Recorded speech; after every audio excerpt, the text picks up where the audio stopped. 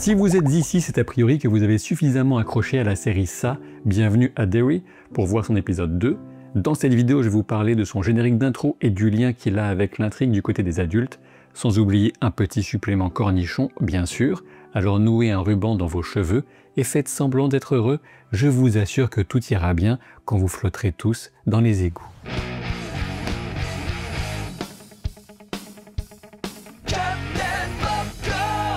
Évidemment, cette vidéo se destine à celles et ceux qui ont vu l'épisode ou se contrefichent des spoilers. Et si la mort de 3 des enfants du premier épisode n'était qu'un mauvais rêve, le cold open de cet épisode 2 joue avec l'incrédulité des spectateurs qui gardaient encore espoir que la scène du cinéma ne soit qu'une illusion, un espoir nourri quelque temps par le réveil de Lily, puis écrasé sous la botte des 2 officiers de police stationnés sous la fenêtre du projectionniste du cinéma, Hank Grogan, le père de Veronica Grogan ou Ronnie, pour son petit surnom. Voici donc la triste évidence de l'accusation d'un homme noir dans une ville aussi pourrie que Derry en 1962.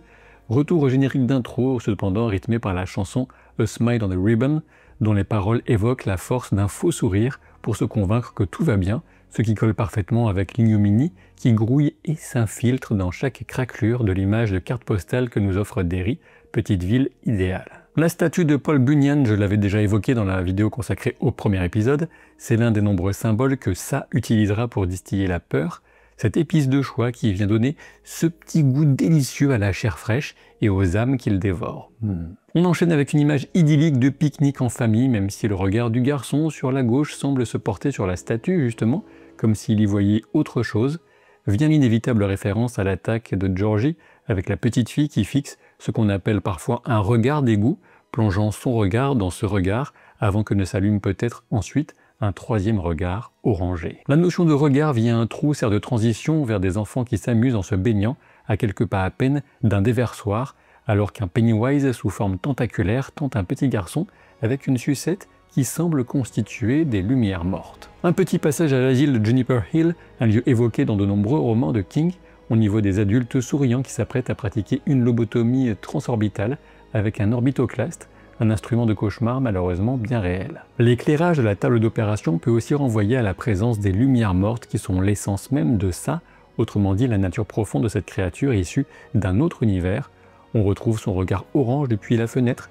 de la maison abandonnée de Neighbold Street, devant laquelle on retrouve aussi les fameux tournesols, qui sont aussi bien dans le film que dans le roman surtout. La construction du générique en poupée russe se poursuit, j'utilise l'image un peu approximative de la poupée russe, puisque la menace atomique pèse lourdement en 1962 et on retrouve un cours sur ce danger, avec de jeunes élèves terrorisés tandis que la main de Pennywise semble tenir le projecteur dans la classe. Encore une fois, si la créature distille la peur auprès de ces jeunes victimes potentielles, c'est parce qu'elle en adore le goût une fois qu'elle peut se repaître des enfants qu'elle dévore. Le générique enchaîne avec un élément développé dans l'épisode justement quand l'armée va déterrer la voiture pleine de cadavres. En effet, il s'agit du massacre de la bande de Bradley par des citoyens de Derry, avec au moins un témoin qui évoquera la participation d'un clown à ce massacre. Ce gang dévalisait des magasins de la ville avant de tomber dans une embuscade et d'être tué jusqu'au dernier par des habitants pris d'une frénésie meurtrière. L'événement a été caché et oublié depuis. C'est une des caractéristiques de l'influence de Ça sur la ville, un endroit prompt à la violence mais aussi à ignorer les actes de violence commis en son sein, de même que pour les disparitions d'enfants qui passent bien plus vite aux oubliettes que de normal. Enfin, le générique nous montre cette figure à masque de lapin qui semble tomber du ciel et qui correspond à la chasse aux œufs de Pâques qui a tourné au cauchemar en 1908 lors de l'incendie de l'usine sidérurgique de Kitchener qui causait la mort de 102 personnes dont 88 enfants. Il est essentiel de rappeler que le cycle de réveil et d'hibernation de Ça est souvent marqué par des événements tragiques aboutissant à la mort violente de plusieurs personnes. On retrouve de tels événements au travers du massacre, du gang et de l'explosion de l'usine, des éléments qui reviennent dans la recherche que l'armée mène pour mettre la main sur ce qui est perçu pour l'instant comme une arme potentielle. Dans l'ensemble, j'ai beaucoup apprécié cet épisode 2 qui continue de développer les enfants sans qu'ils ne forment encore le début d'un nouveau groupe, tout en posant les bases de l'intrigue du côté des adultes, la découverte de Derry via le regard de Charlotte Hanlon, met en valeur la consistance dérangeante de cette ville qu'on croirait faite d'un sirop de sucre recouvrant un morceau de viande avariée. Le cadeau d'un télescope à Will Hanlon par son père, Leroy, vient indirectement jouer avec l'origine extraterrestre de l'entité qui s'est crachée sur Terre en des temps préhistoriques. On sait que le racisme va nécessairement jouer un rôle important dans la saison, tandis que l'accueil en apparence amical de la famille Hanlon se craquelle bien vite pour révéler le regard méfiant que la plupart des habitants réservent aux familles noires. La dynamique entre les enfants à l'école fonctionne bien avec les petits jeux de dénigrement, de pouvoir, tandis que Marge s'efforce d'être bien vue des filles populaires, tout en cherchant à ne pas rompre son amitié avec Lily, qui est largement mise de côté. Et justement, à propos de Lily, quand on la voit discuter à l'extérieur de l'école avec Ronnie, elle porte plusieurs cahiers, dont un qui a un protège-cahier au motif de briques formant un mur, ce qui résonne avec la menace d'enfermement, que ce soit à l'asile de Juniper Hill ou entre les rayons mouvants du supermarché. L'arrivée de Will Hanlon souligne déjà qu'il est plus cultivé que sa professeure quand elle lui parle du concept de temps et qu'il répond en référence à la théorie de la relativité générale. L'épisode est empli de petits clins d'œil que je trouverais un peu fastidieux de tous relever. Quand Charlotte se promène dans la rue, on voit par exemple une enseigne pour The Dairy Grill,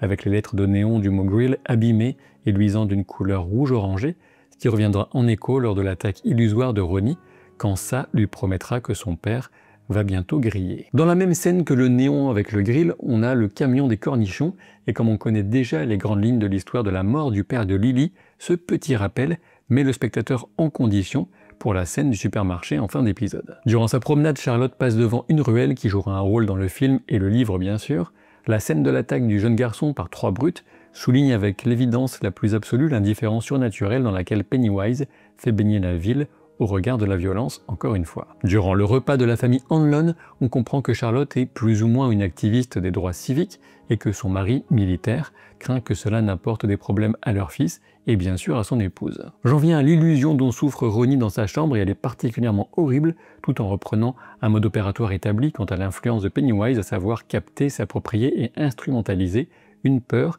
ou une culpabilité, voire les deux, profondément enfoui chez sa victime, ici le fait que la naissance de Ronnie a de toute évidence causé la mort de sa mère. On pourrait pousser le raisonnement un peu plus loin et constater la récurrence de la thématique de la mise au monde, déjà dans les 2 premiers épisodes, ce qui pourrait correspondre à l'idée selon laquelle ça est une créature féminine qui a une progéniture. Dans le livre de Stephen King, ça est enceinte, mais combien de temps dure sa gestation? Peut-être des décennies, étant donné qu'il s'agit d'une créature immortelle. Je suppose que certains trouveront les effets trop extrêmes et gore, trop dans le grand guignol, comme je l'évoquais pour le premier épisode. Pour ma part, je trouve que cet aspect horreur corporelle et organique colle bien à l'idée que je me fais de la créature et de sa façon de saccager les êtres humains dans leur intégrité physique, leur dignité, leur psyché, et j'en passe. On est dans le cauchemardesque le plus extrême, et il me semble que ça fonctionne bien mieux en série qu'en film. Le coup de pression sur le chef de la police pour inculper Hank Grogan sans preuve se fait toujours dans cette ambiance intérieure orangée qui laisse planer l'influence de la créature sur la ville et ses habitants.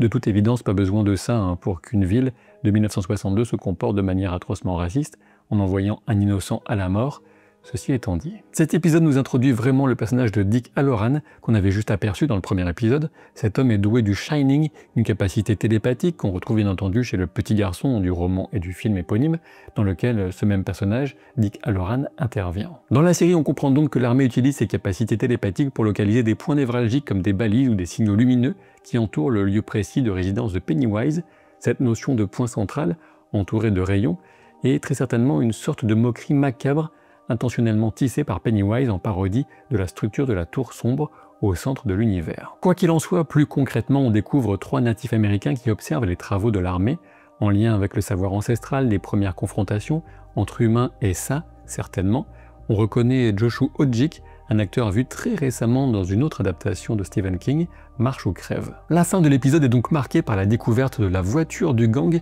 qui emplit des cadavres de tous ces gangsters massacrés par les habitants de Derry en 1935, du moins dans la chronologie des films et de la série. Ce qui est intéressant, c'est qu'on sait que la saison 2 de la série se déroulera en 1935 justement, et la 3e et a priori dernière en 1908. On devrait donc y explorer le destin tragique du gang dans la saison 2, tout comme l'explosion de l'usine sidérurgique potentiellement en saison 3. Le moins qu'on puisse dire, c'est que dans cet épisode, le destin de Lily est particulièrement tragique. Ce n'est qu'une enfant qui cède bien naturellement sous la menace du chef de la police, mais au final, elle finit quand même à l'asile par la faute de l'abominable illusion au supermarché. Sans doute on peut préférer l'effet dérangeant des adultes qui suivent Lily et se cachent derrière les rayons, ou embrasser pleinement l'ignominie grotesque du corps gluant recomposé depuis les bocaux de cornichons, qui pioche sans vergogne, dont le traumatisme et la culpabilité de la fillette, encore une fois. Ce qui est certain, c'est qu'on ne peut pas reprocher à la série d'y aller avec le dos de la cuillère. Cette façon de pousser les curseurs au max me plaît beaucoup, d'autant que la durée de ces épisodes permet justement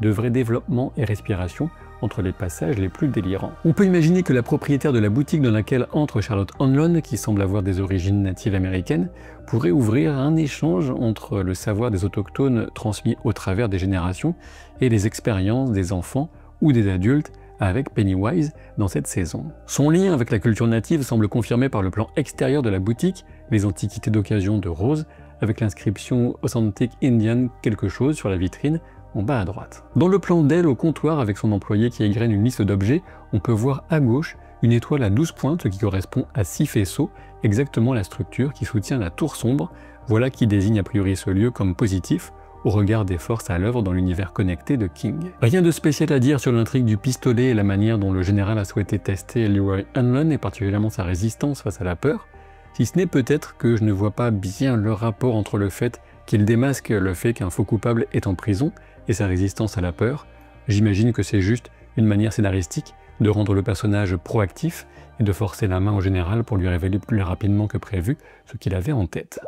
J'espère que vous êtes comme moi car j'ai hâte de voir la suite et j'espère que vous serez au rendez-vous de mes analyses. Mon calendrier de sortie de vidéo était décalé par des éléments personnels, encore une fois j'en suis désolé, mais je compte bien vous parler de Predator Badlands qui sort demain mercredi 5 novembre, sachant que ce vendredi 7 on aura aussi le premier épisode de la série Pluribus, le retour de Vince Gilligan, créateur de Breaking Bad et Better Call Saul, rien que ça. On aura aussi ce même vendredi 7 novembre Frankenstein de Guillermo del Toro sur Netflix, donc il y aura largement de quoi faire dans les prochains jours sur la chaîne, une chaîne qui a toujours besoin de vos abonnements, commentaires et pouces, et un merci tout particulier à celles et ceux qui sont devenus membres ou encore qui participent sur Tipeee. Vous êtes de dignes membres du club des losers, en espérant quand même que vous ayez la ref, sinon je suis mal. Et donc vous connaissez la formule, je vous dis à très vite pour de nouvelles aventures. Salut!